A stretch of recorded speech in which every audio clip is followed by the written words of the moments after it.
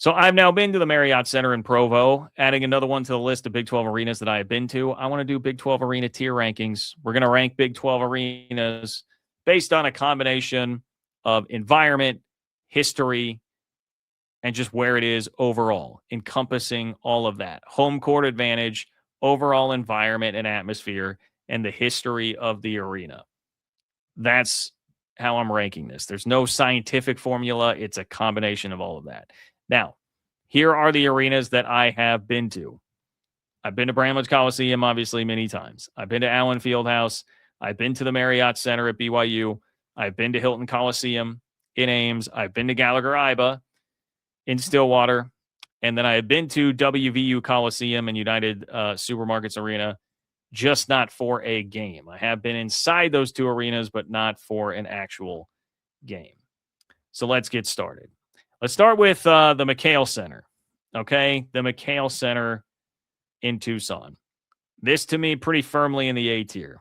Pretty firmly in the A tier. Now, I've always been bummed. I had a chance to go watch K-State play in the NCAA tournament there in 2011. Wound up having to do K-State baseball instead, but I wish I could have made that trip. Look, Arizona, great team, great fan base. They've won 85% of their games there. It's a rather large arena, 14K plus capacity. I mean, 13 unbeaten seasons at home.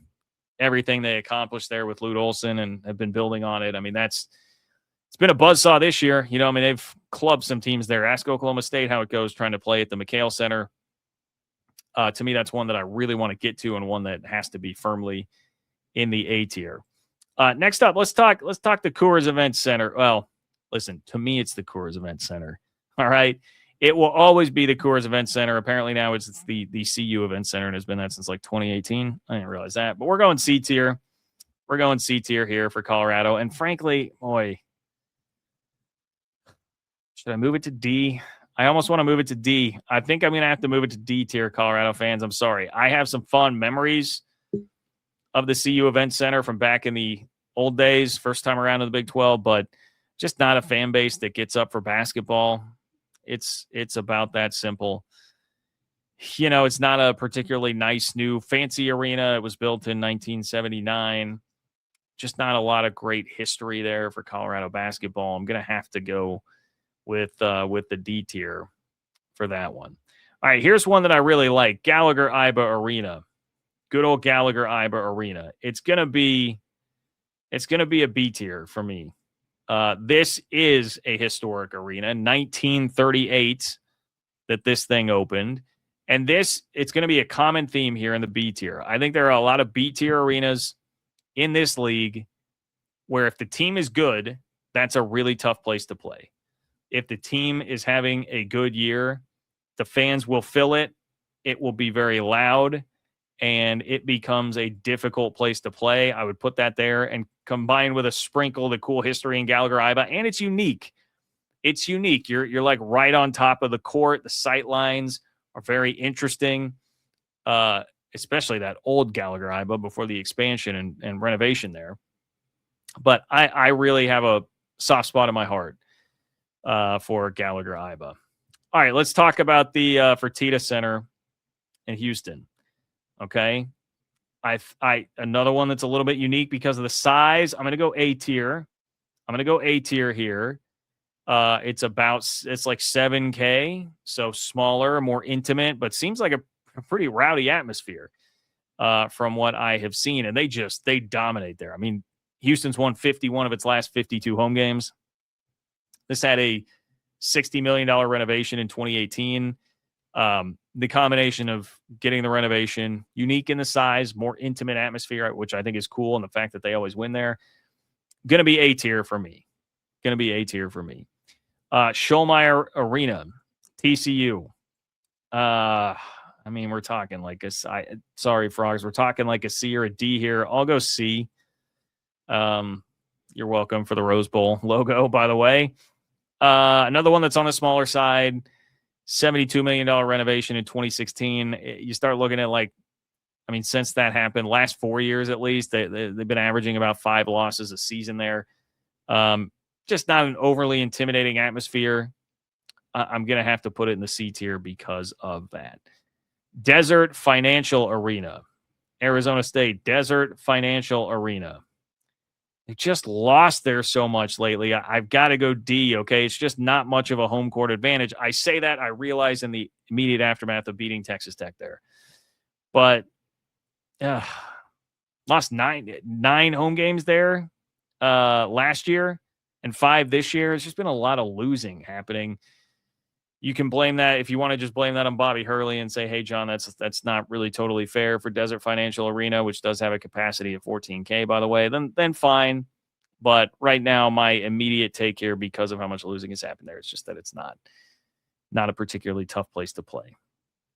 All right, we're back to our B tier. We're back to our B tier with Cincy. All right, I think this is another one of those that fits into that, hey, if the team's good, that's not going to be a fun place to go play. It's Fifth Third Arena, by the way, in Cincinnati. They've won 83% of their games in the building. Good fan base. Definitely respect Cincy and the fan base that really likes basketball and knows good hoops. About 12K capacity.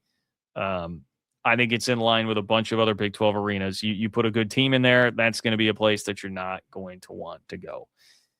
All these financial places. Addition Financial Arena, UCF.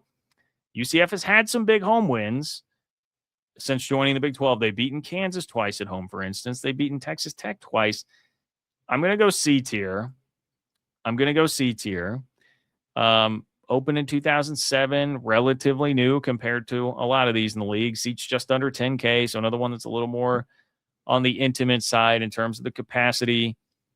Debated the B because of they've jumped up and had some bigger wins there, but for now I'm gonna stick with C. I think that's the same thing here for the Huntsman Center in Salt Lake. I will go C tier there. It is big, 15,000. It was the largest in the Pac-12 back in those days. And it's got some history. It's hosted a bunch of NCAA tournament games, hosted a couple of regionals, actually. I believe I saw that was in 71 and 81 that Huntsman hosted some regionals, which is cool. That is cool. But again, you talk about a team that's just had a lot of struggles lately, not winning a ton of games in there. I'm gonna leave it in the C tier for now. I like this one a lot. I know I've got the football logo here, sue me. But West Virginia, the WVU Coliseum, I'm keeping that in the B tier. That's a place that has an edge to it. When West Virginia is good and it's rowdy and the fans are packed in there, that's got an edge to it. I like West Virginia fans. Seems like they're always beating Kansas. Like every time Kansas goes up there, which for so long in the Big 12 has been the barometer of success, just beating Kansas. How much can you beat Kansas? I think it's got like a cool, unique vibe to it. I have actually been in there. I really enjoyed that. Built in 1970, and it sort of feels like that. But WVU Coliseum has, much like to me, a lot of Morgantown in West Virginia. Just it's unique. It's unique in the landscape of the Big 12 and can be a really tough place to play when West Virginia is a salty squad. Foster Pavilion in Waco. Obviously, it's very new. And I guess we'll go B.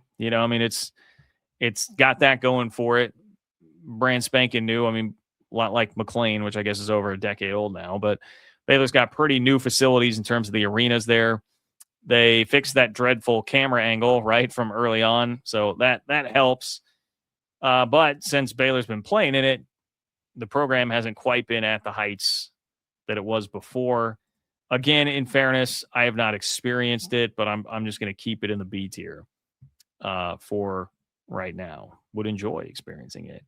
Here's the arena that I am most familiar with on this list.